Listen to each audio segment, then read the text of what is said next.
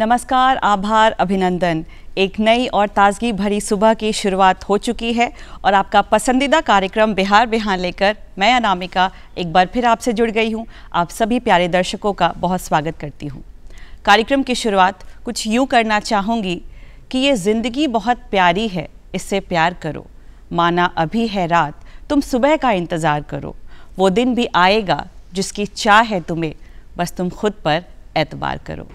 दर्शकों, सुख दुख, उतार चढ़ाव, धूप छाँव, खुशी गम, ये सब जीवन के रंग हैं जो हमेशा एक सा नहीं रहता, बदलता रहता है। जैसे ऋतुएं कभी एक समान नहीं रहती, अपने रंग बदलते रहती है, उसी तरह जीवन में सुख और दुख भी आते जाते रहते हैं। हाँ, अगर अभी बुरा वक्त है तो कल अच्छा समय भी आएगा। अगर अभी निराशा है तो आशा रखिए आने वाला पल और भी बेहतर होगा, नई संभावनाओं से भरा होगा। बस ज़रूरत है तो खुद पर भरोसा रखने की, खुद पर एतबार रखने की, क्योंकि जब हम खुद पर विश्वास रखते हैं तो हम और मजबूत बनते हैं, और जब हम मजबूत होते हैं तो बड़े से बड़ा काम भी आसान हो जाता है। वो कहते हैं ना, as soon as you trust yourself you will know how to live your life. तो चलिए इन्हीं पॉजिटिव थॉट्स के साथ आज के कार्यक्रम की शुरुआत करते हैं। और हमारे बीच आज ऐसे ही एक खास शख्सियत मौजूद हैं। आपको बता दें, आज हमारे साथ स्टूडियो में हैं Abhishek Anand, zonal director, narcotics control bureau, Bihar Jharkhand. तो आइए तहे दिल से इनका स्वागत करते हैं। बहुत स्वागत, अभिनंदन बिहार बिहान में आपका सर। नमस्कार अनामिका जी, आपको और आपके सभी दर्शकों को बहुत बहुत सुप्रभात हमारी तरफ से। जी सर, सबसे पहले ये जानना चाहूँगी, नारकोटिक्स कंट्रोल ब्यूरो NCB ये क्या है, ये कैसे कार्य करती है और इसके तहत क्या एक्ट्स, क्या रूल्स आते हैं? देखिए, 1985 तक भारत में जो ये नारकोटिक्स की समस्या है, इसके खिलाफ लड़ने के लिए ऑर्गेनाइज क्राइम की तरह का कोई कानून नहीं था। 1985 में भारतीय संसद ने यूनाइटेड नेशंस के चार्टर 1 और चार्टर 2 को रैटिफाई करने के लिए एक नया कानून संसद में, भारतीय संसद में पारित किया, जिसके तहत पहली बार जो नारकोटिक्स है उसको, नारकोटिक्स के ट्रेड और इसके प्रोडक्शन को एक ऑर्गेनाइज क्राइम माना गया और कहा गया कि इससे निपटने के लिए बहुत एक सख्त कानून की ज़रूरत है और सख्त सज़ा का प्रावधान किया गया। इसी कानून के अंतर्गत यह प्रावधान किया गया कि देश में एक ऐसी शीर्ष संस्था बनेगी, शीर्ष एक एजेंसी बनेगी, जो एजेंसी नारकोटिक के खिलाफ लड़ने वाली जितनी एजेंसीज हैं उन सब के बीच में समन्वय का काम करेगी, खुद अपनी इन्फोर्समेंट करेगी और इंटेलिजेंस जो आसूचना है उनका आदान प्रदान करने में सबका सहयोग करेगी। और इस तरह ऑर्गेनाइज तरीके से जो सरकार है वो इस ऑर्गेनाइज क्राइम के खिलाफ लड़ सकेगी। इसी संदर्भ में 1986 मार्च में नारकोटिक्स कंट्रोल ब्यूरो का संगठन किया गया, एक केंद्रीय पुलिस बल के रूप में, एक केंद्रीय पुलिस संगठन के रूप में, जिसका उद्देश्य है देश में जितने भी ये नार्को क्रिमिनल्स हैं, नार्को क्राइम्स हैं, उनके खिलाफ सीधे सीधे लड़ाई लड़ना और राष्ट्रीय और अंतर्राष्ट्रीय स्तर की जितनी संस्थाएं इस युद्ध में संलिप्त हैं इनके साथ मिल करके, समन्वय बना करके और देश को नशे के खिलाफ ये जो लड़ाई है इसमें संबलता प्रदान करना। बिल्कुल सर। सर, अब ड्रग्स की बात करें अगर, तो हम सभी इस बात से अवेयर हैं कि ये लीथल है, ये घातक है। सरकार भी हमारी टाइम टू टाइम एडवर्टीज़मेंट के माध्यम से अलग अलग तरह से ये अवेयरनेस लोगों के बीच में फैलाती रही है कि इसका क्या नुकसान हो सकता है। यहाँ आपसे ये भी जानना चाहेंगे कि ड्रग्स का सेवन जब किया जाए या किसी भी वेज में किया जाए तो किस तरह से हमारे शरीर को ये नुकसान पहुँचाता है? देखिए, बहुत महत्वपूर्ण प्रश्न अभी आपने पूछा है, क्योंकि जनरली जो हमारे दर्शक ये कार्यक्रम सुन रहे हैं वो जनरली ये जानते हैं कि शराब पीने से किडनी लिवर की प्रॉब्लम्स होती है, ये प्रॉब्लम होती है। कई बार लोगों का आर्ग्यूमेंट ये होता है कि गांजा पीने से या हेरोइन लेने से, जो सूखा नशा है उसको करने से किडनी लिवर की प्रॉब्लम नहीं होती, क्योंकि शराब डायरेक्टली इम्पैक्ट करता है।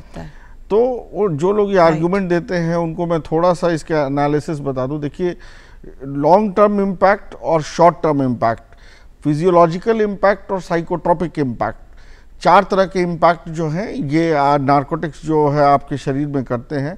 और सबसे इम्पॉर्टेंट चीज़ है कि ये डायरेक्टली आपके सेंट्रल नर्वस सिस्टम को अटैक करते हैं, हैक करते हैं और आपकी जो स्विचेस हैं, जो आपके सेंट्रल नर्वस सिस्टम में स्विचेस हैं, आपकी ब्रीदिंग से रिलेटेड स्विचेस हैं, आपके कार्डियक से रिलेटेड स्विचेस हैं, उनको इम्पैक्ट करते हैं, कॉग्निटिव इम्पेयरमेंट की हालत and permanent damage to your ability of central nervous system to control, इन सब चीज़ों को कंट्रोल की जो क्षमता है उसको इम्पैक्ट करते हैं। तो जो इसका परिणाम होता है वो कहीं ज़्यादा घातक होता है जो नॉर्मल शराब पीने से। इसलिए मतलब इस बात को जब भी जो लोग भी नारकोटिक्स का सेवन करते हैं या इस बारे में सोचते हैं, उनको इस बात का ध्यान रखना चाहिए कि इसका परिणाम जो सामान्य शराब या सामान्य जो अन्य तरह का नशा उपलब्ध है उससे कहीं कहीं ज़्यादा घातक है। जी सर, बिल्कुल, बहुत अहम जानकारी आपके द्वारा मिली सर। सर, हम ये देखते हैं कि बच्चे हों, युवा हों या फिर बुज़ुर्ग हों, सभी इस नशे की लत के दलदल में फंसते जा रहे हैं। इससे अपने आप को चारों तरफ से घिरा कभी कभी वो पाते हैं। सबसे यहाँ ज़रूरी बात ये उठती है कि इसका कारण क्या है, और एक और यहाँ पे इम्पॉर्टेंट बात ये उठती है कि इसको रोकने के लिए क्या स्ट्रिक्ट रूल्स हैं। सबसे पहले कारण की तरफ हम लोग बात करते हैं, और हम सबको अपने समाज में और अपने परिवारों में झांक करके देखना ये बहुत ज़रूरी है कि कारण क्या है। जो हमारे पास डेटा उपलब्ध है या जो रिसर्च हम लोगों ने ये किया है, तो देखिए मैं अर्बन और रूरल प्रोफाइल के बारे में बताता हूँ, जेंडर वाइज कैसे ये इंक्लूड कर रहा है और एज वाइज कैसे ये इंक्लूड कर रहा है। सबसे पहले एज की बात करते हैं, तो एज में जो हमारे बच्चे होते हैं उनके अंदर एक होता है जिज्ञासा होती है, किसी भी चीज़ को लेकर के जिज्ञासा होती है, जिसको कहते हैं कि नोवेल्टी सीकिंग, नया कुछ करते हैं, नया कुछ सीखते हैं जी। जब बच्चे परिवार से बाहर निकल करके पहली बार कॉलेज कैंपसेस में जाते हैं, हॉस्टल्स में रहने लगते हैं, इंडिपेंडेंट माहौल में रहने लगते हैं, तब वो उनको एक लगता है कि एक बार करके देखते शायद वो कुछ नहीं हो। अनफॉर्चुनेटली ये जो पहली सीढ़ी होती है ये सबसे खतरनाक सीढ़ी होती है और सबसे पहले ये स्ट्राइक करती है। जब हम इसको अर्बन और रूरल में अगर कंपेयर करते हैं तो हम ये मानते हैं कि जो अर्बन रीजन्स में नोवेल्टी सीकिंग एक कारण मैंने बताया, दूसरा जो स्ट्रेस मैनेजमेंट है, जो एक पीयर प्रेशर है अर्बन उसमें वो ड्रग्स का सेवन इसलिए ज़्यादा होता है, आप जैसा हम सब समाज में देखते हैं। जो रूरल इलाके हैं उनमें अपना एक अल्टरनेटिव एंटरटेनमेंट के लिए और परफॉर्मेंस एनहांसमेंट के लिए कि अगर हम गांजा पीते हैं तो शारीरिक क्षमता हमारी बढ़ जाती है काम कर सकने की, इसलिए ज़्यादा होता है। जो जेंडर प्रोफाइल है, तीसरे प्रोफाइल से क्यों जेंडर, तो पुरुषों का तो ज़्यादातर हम लोगों ने एनालाइज कर लिया, महिलाएं क्यों नारकोटिक्स का सेवन करती हैं।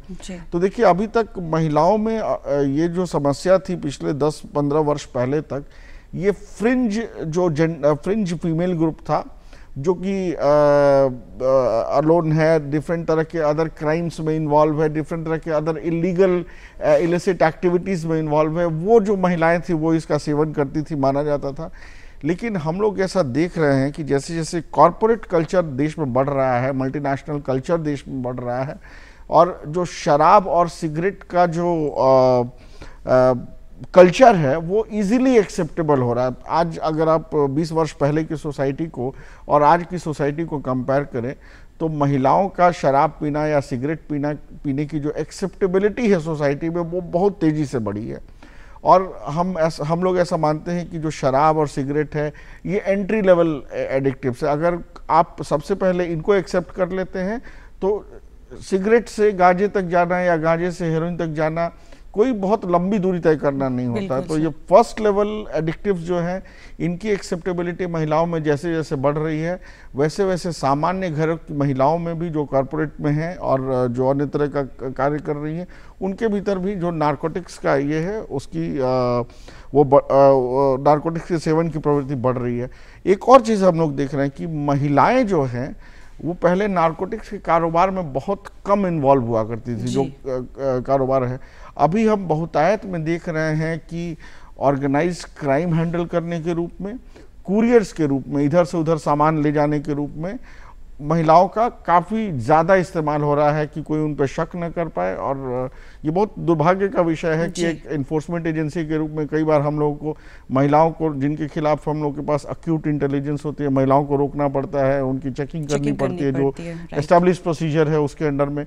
और हम लोग ऐसा पाते हैं कई बार, कई केसेस में, बिहार में हम लोगों को ऐसे बहुत सारे केसेस में जहाँ महिलाएं इस कारोबार में संलिप्त रही हैं, और दुख का विषय है कि ऐसा हो रहा है। बिल्कुल सर। क्या ये एरिया स्पेसिफिक, प्लेस स्पेसिफिक भी होता है? जैसे कि क्या ये अर्बन एरियाज़ में अल्कोहल कंजम्पशन, ड्रग कंजम्पशन ज़्यादा देखने को मिलता है या रूरल एरियाज़ में मिलता है, और स्ट्रिक्ट रूल्स क्या हैं इसे रोकने के लिए?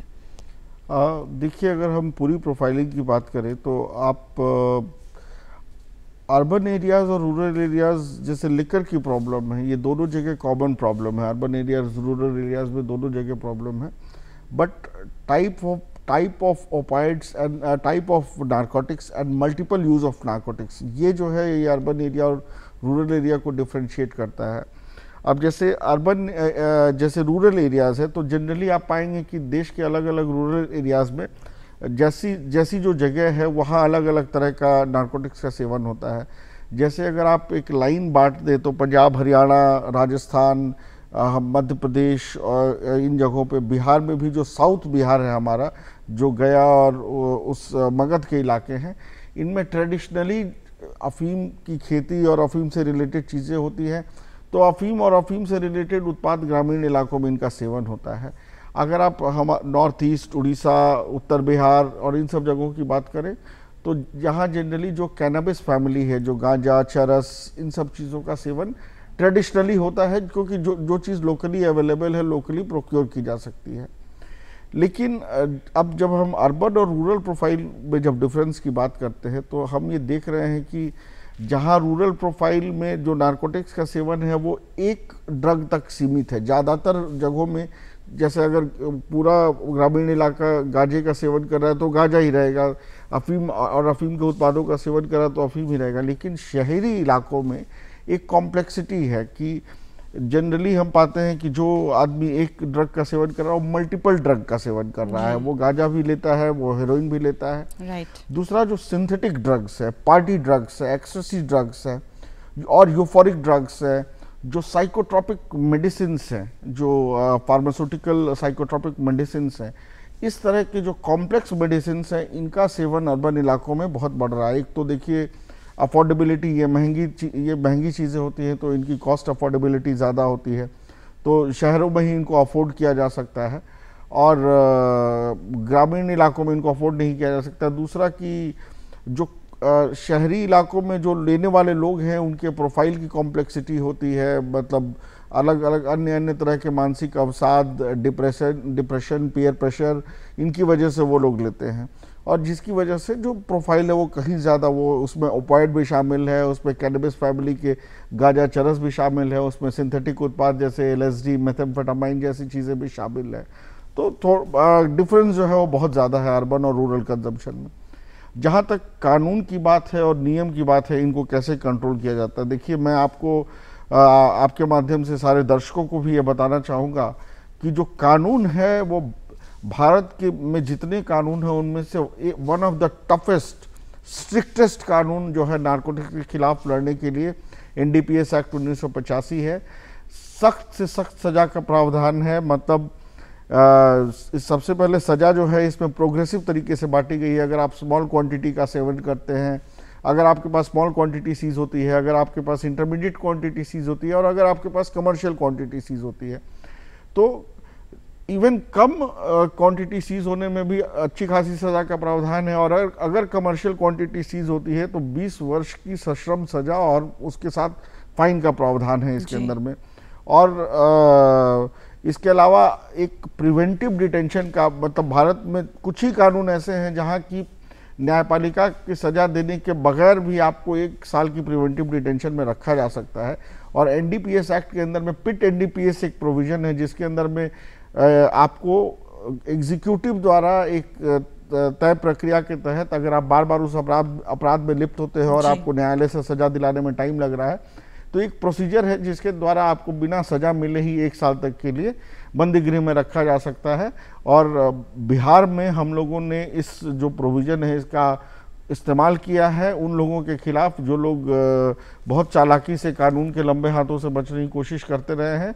तो इस तरह से ये कानून इस तरह से बना है कि जो ड्रग उत्पादन में शामिल लोग हैं, जो ड्रग का कारोबार करने वाले शामिल लोग हैं, जो कुरियर्स हैं, जो कैरियर्स हैं, उन सबको इक्वल तरीके से और बहुत टफ तरीके से हैंडल करता है ताकि ये लोग बचने ना पाए। बिल्कुल सर, बिल्कुल, बहुत स्ट्रिक्ट रूल्स हैं इसके अगेंस्ट। सर, एनसीबी की कार्य प्रणाली के बारे में भी थोड़ा जानना चाहेंगे। आप कैसे अदर इंटेलिजेंस एजेंसियों के साथ मिलकर काम करते हैं, कैसे उनसे कोऑर्डिनेट करते हैं, कि इस बारे में थोड़ा ज़रूर बताएं। देखिए, एनसीबी जो पूरे इंटरनल सिक्योरिटी अपरेटस है इस देश का, उसका एक महत्वपूर्ण अंग है। और जो नारकोटिक्स, इस इंटरनल सिक्योरिटी में जो नारकोटिक्स का क्षेत्र है, उस नारकोटिक्स के क्षेत्र में जो मोस्ट स्पेशलाइज्ड एजेंसी है वो है। तो अब जितनी भी हमारी इस इंटरनल सिक्योरिटी अपरेटस में शामिल एजेंसियां हैं, चाहे वो हमारी इंटेलिजेंस एजेंसीज हों या इन्फोर्समेंट एजेंसीज हों, हमारे बॉर्डर फोर्सेस हों या हमारे जो कोस्ट गार्ड और उस तरह के फोर्सेस हों, जो हमारी सशस्त्र सेनाओं की जो इंटेलिजेंस प्रणाली है, वो लोग इन्वॉल्व हो, इनके माध्यम से सूचनाओं का आदान प्रदान होता है। और चूंकि नारकोटिक्स इन्फोर्समेंट करने के लिए एनसीबी अधिकृत एजेंसी है, तो सीधे सीधे हम लोग उसको इन्फोर्समेंट करते हैं, सीजर करते हैं, इन्वेस्टिगेट करके जो अपराधी हैं उनको पकड़ते हैं और सजा दिलाते हैं। जहाँ तक राज्यों में सवाल है, तो राज्यों में राज्य पुलिस अधिकृत है। हर राज्य में राज्य पुलिस के अंतर्गत एक एंटी नारकोटिक टास्क फोर्स का गठन किया गया है। एक बहुत सीनियर ऑफिसर हर राज्य में उसको लीड करता है। कई जगह जो स्पेशल टास्क फोर्सेस हैं कई राज्यों में वो बनाई गई हैं। जो स्टेट एक्साइज है हर राज्य का, वो अधिकृत है इस लॉ को इम्प्लीमेंट करने के लिए। फॉरेस्ट डिपार्टमेंट कई जगह कई राज्यों में अधिकृत है इस लॉ को एनफोर्स करने के लिए। और अन्य राज्यों में अधिकृत किया गया है विशिष्ट व्यक्तियों को या विशिष्ट संस्थानों को जो कि इसके खिलाफ लड़ती है। और ये सारी एजेंसियां जो भी इस लड़ाई में शामिल है, ये सारी एजेंसियां बहुत रेगुलरली मिलती हैं अलग अलग माध्यमों से। नारकोटिक कोऑर्डिनेशन एनकॉर्ड एक माध्यम है जो जिले से लेकर के और केंद्रीय गृह मंत्री के स्तर तक कार्यरत है जी। उस माध्यम से ये सारी एजेंसियां आपस में मिलती हैं जिले से लेकर के केंद्र के स्तर तक। उसी तरह हम लोगों की जॉइंट कोऑर्डिनेशन कमेटी है जिसमें जो महत्वपूर्ण केसेस होते हैं हम लोग सारी एजेंसियां एक दूसरे के साथ बैठ करके और डिस्कस करती हैं। ड्रग कंट्रोलर की जो संस्था है हर राज्य में, वो एक बहुत महत्वपूर्ण इकाई है, खास करके जो हमारे साइकोट्रोपिक सब्सटेंसेस हैं उनका अब्यूज़ है उनको लेकर के, तो उनके साथ भी एक समन्वय स्थापित करके और इसका जो इन्फोर्समेंट है वो उसकी प्रक्रिया चलती रहती है। अंतर्राष्ट्रीय जो संस्थान है UNODC हो गया या अन्य देशों की जो ड्रग इन्फोर्समेंट एजेंसीज हैं और जो इंटेलिजेंस एजेंसीज हैं, उनके साथ भी लगातार सूचनाओं का आदान प्रदान होता रहता है। और अगर उनके यहाँ की कुछ सूचना हमारे पास उपलब्ध है या हमारे यहाँ की कुछ सूचना उनके पास उपलब्ध है, तो इस संबंध में एक आदान प्रदान होता रहता है और उस इंटेलिजेंस की बेसिस पे हम कार्यवाही करते हैं। अगर किसी भारतीय अपराधी ने किसी अन्य देश में उस क्राइम के पैसे से कोई प्रॉपर्टी बनाई हुई है, तो हम उन देशों के सहयोग से उन देशों में वो प्रॉपर्टी भी कन्फिस्केट करते हैं। सर, एक थीम के साथ चलती है ये चीज़ की invest in prevention, evidence is clear, invest in prevention. Drug को रोकना, क्योंकि एक स्वस्थ समाज से ही स्वस्थ भारत का निर्माण हो सकता है, तो सबसे पहली प्रायोरिटी हमारी यही होनी चाहिए। इस बारे में क्या कहेंगे आप? बहुत महत्वपूर्ण प्रश्न है और बहुत इम्पॉर्टेंटली आपने जो UNODC जो United Nations office on drug and crime है उसका जो पिछले साल का स्लोगन है उसको आपने कोट किया है कि the evidence is clear, invest in prevention. जैसा कि दर्शकों हम सब जानते हैं कि जो ये ड्रग की पूरी समस्या है इसको रोकने के लिए दो तरह के उपाय कर सकते हैं। एक तो हम लोग जो इन्फोर्समेंट करते हैं जिसके तहत हम सप्लाई साइड को रोकते हैं कि आप तक ड्रग पहुंचे नहीं, लेकिन हमारा ऐसा भी अनुभव रहा है कि उसकी एक अपनी लिमिटेशंस है कि जो ड्रग लेने वाले होते हैं अगर डिमांड है मार्केट में तो कोई ना कोई सप्लाई करने वाला किसी न किसी रूट से, छोटे बच्चे इन्वॉल्व हो जाते हैं, महिलाएं इन्वॉल्व हो जाती हैं और पहुंच ही जाता है। पुलिस एजेंसीज की लिमिटेशन है, उतनी क्षमता नहीं है, उतने नंबर्स नहीं है और अगर बहुत सारे लोग इन्वॉल्व होंगे जो डिमांड कर रहे हैं तो कहीं ना कहीं से सप्लाई हो जाएगी।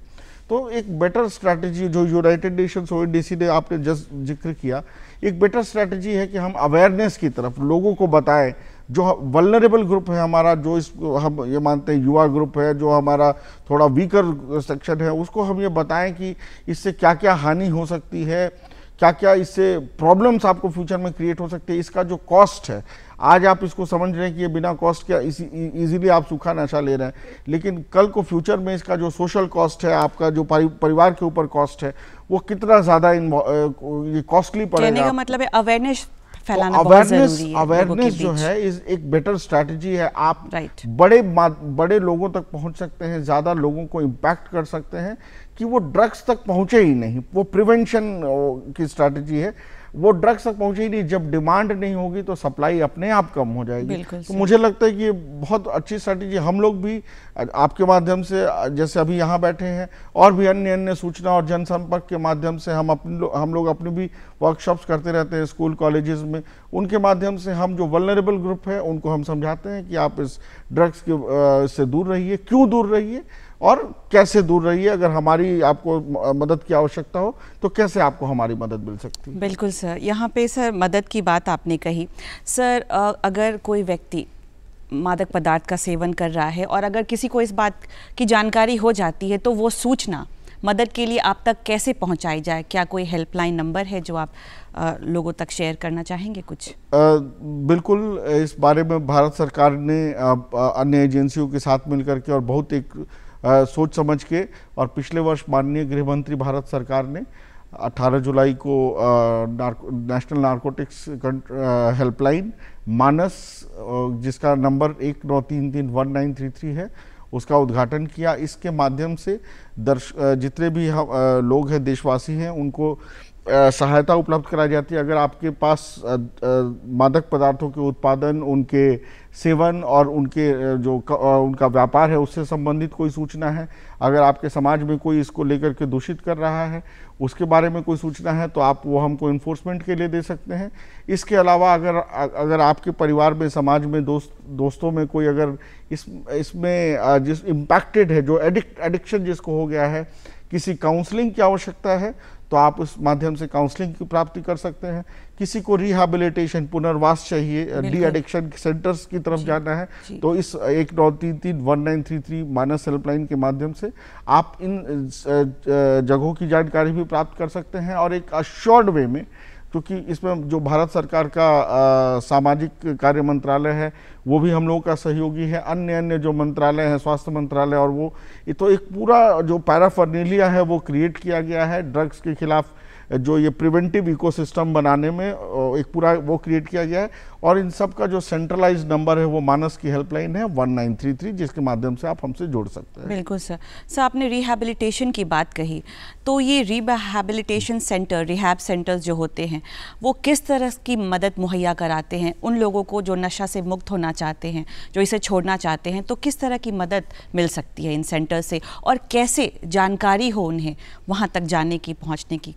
इस बारे देखिए, रिहैबिलिटेशन सेंटर्स के बारे में मैं बताना चाहूँगा, क्योंकि भारत में जो एक इनको रेगुलेट करने का ना, रिहैबिलिटेशन सेंटर्स को रेगुलेट करने का कोई बहुत स्पष्ट कानून अलग अलग राज्यों में नहीं है। तो इसकी वजह से होता क्या है कि बहुत सारे अनऑर्गेनाइज्ड रिहैबिलिटेशन सेंटर्स भी आपको अलग अलग गली मोहल्लों में बोर्ड उनके देखने में मिल जाएंगे कि आप पुनर्वास के लिए हमसे संपर्क करें। रिहैबिलिटेशन, ड्रग रिहैबिलिटेशन, मैं आपको बता दूं कि एक बहुत साइंटिफिक प्रक्रिया है, और इसमें विल पावर से ज़्यादा एक पूरा साइंटिफिक प्रोसेस होता है जिसके थ्रू आपको गुजरना पड़ता है। जो रिलैप्स रेट, जो रिलैप्स होता है, वो बहुत ज़्यादा प्रोबेबिलिटी होती है। तो मतलब एक पूरा प्रोसेस होता है जिसको कि आपको जो एक्सपर्ट्स हैं और प्रोफेशनल्स हैं उनकी देखरेख में करना चाहिए। तो जो लोग एक्सपर्ट्स हैं और प्रोफेशनल्स हैं उनके पास कई तरह की डिफरेंट रणनीतियाँ होती हैं। एक बहुत फेमस रणनीति जिसको हम कहते हैं ओपॉइड सब्स्टिट्यूशन थेरेपी, उस तरह की थेरेपी यूज़ करते हैं जिसमें कि वो धीरे धीरे मात्रा कम करते जाते हैं, जिससे कि आपके जो विड्रॉल सिम्टम्स है, जो लोग डी एडिक्शन की तरफ बढ़ रहे हैं, वो विड्रॉल सिम्टम्स बहुत सीवियरली आपको इम्पैक्ट ना करें, आपका जो साइकोलॉजिकल ब्रेकडाउन है वो ना हो। तो एक स्ट्रैटेजी के तहत वो करते हैं। हाँ, ये ज़रूर है कि अगर आप किसी भी रिहैबिलिटेशन सेंटर में चले गए जो अनऑर्गेनाइज्ड है, अनरेगुलेटेड है, तो वहाँ शायद आपको नुकसान ज़्यादा हो सकता है। बिल्कुल सर, बहुत अहम जानकारियाँ सर मिल रही हैं। सर, जाते जाते ये मादक पदार्थों का सेवन, ड्रग्स हमारे समाज के लिए, देश के लिए अभिशाप है।